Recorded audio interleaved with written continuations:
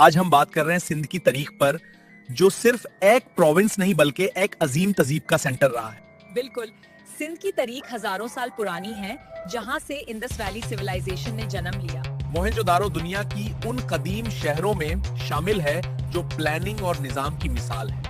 हाँ, सीधी सड़कें, drainage system और मकानों का डिजाइन उस वक्त की एडवांस सोच को दिखाता है। सिंध ने मुख्तलिफ दौरों में कई हुक्मरानों को देखा, जैसे अरिया, पर्शियन और फिर अरब दौर। बैंकिंग, आईटी, ट्रांसपोर्ट और सर्विसेज सेक्टर बहुत से लोगों को रोजगार फराहम करता है। गैस, ऑयल और थर्कोल जैसे एनर्जी रिसोर्सेज सिंध को एनर्जी प्रोडक्शन में अहम बनाते हैं। टेक्सटाइल, सीमेंट, स्टील और फार्मास्यूटिकल इंडस्ट्रीज सिंध की इकोनॉमी को स्ट्रॉन्ग बनाती है। सिंध गंदम, चावल, कपास और गन्ना पैदा करता है, जो प्रोविंस की इकोनॉमी की बुनियाद है। कराची पोर्ट और पोर्ट कासिम इंटरनेशनल ट्रेड में अहम किरदार अदा करते हैं, जो एक्सपोर्ट्स और इंपोर्ट्स का सेंटर है। सिंध का सबसे बड़ा शहर और पाकिस्तान का फाइनेंशियल और इंडस्ट्रियल सेंटर है, जहां से मुल्क का ज्यादातर ट्रेड होता है। सिंध का एरिया तकरीबन 104 स्क्वायर किलोमीटर है। ये पाकिस्तान का तीसरा बड़ा प्रोविंस है एरिया के लिहाज से।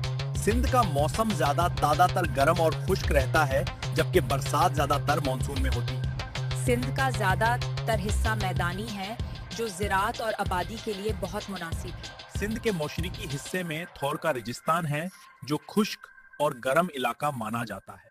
सिंध का लंबा कोस्टल एरिया है, जो क्लाइमेट, फिशिंग और पोर्ट्स पर असर डालता है। दारिया सिंध के बीच से गुजरता है और इसकी ज्योग्राफी को जरखेज और आबाद बनाता है। सिंध पाकिस्तान के जनूबी हिस्सा में वाक़ है, जहां एक तरफ अमीबियन सी और दूसरी तरफ पंजाब और बलोचिस्तान।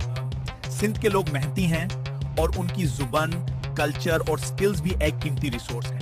थार का कोल प्रोजेक्ट दुनिया के बड़े कोल रिजर्व्स में शामिल है, जो एनर्जी का अहम जरिया बन सकता है। सिंध के पास अरेबियन सी है, जहां फिशिंग, पोर्ट्स और ट्रेड के वसैल मौजूद हैं। सिंध पाकिस्तान का सबसे बड़ा गैस प्रोड्यूसिंग प्रोविंस है, जहां सुई और कदिरपुर जैसे फील्ड्स मौजूद हैं। दरिया सिंध का सबसे बड़ा कुदरती रिसोर्स है, जो ज़राअत, पानी और बिजली के लिए बुनियाद है। कराची, जो सिंध का हिस्सा है, आज पाकिस्तान का इकोनॉमिक हब माना जाता है।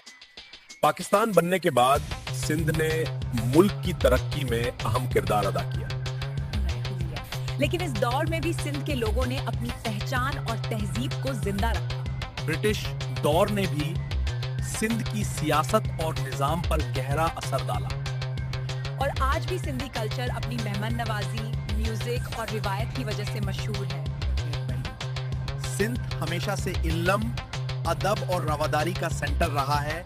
शाह अब्दुल लतीफ पिटाई जैसे सूफी शायरों ने सिंधी कल्चर और जुबान को रूहानी पहचान के बाद सिंध सूफी बुजुर्गों का सेंटर बना, जहां अमू और मोहब्बत का दर्स दिया गया। अरब दौर ने सिंध की तारीख में नया मोड़ लाया, जब मोहम्मद बिन कासिम ने इस्लाम का पैगम पहुंचा।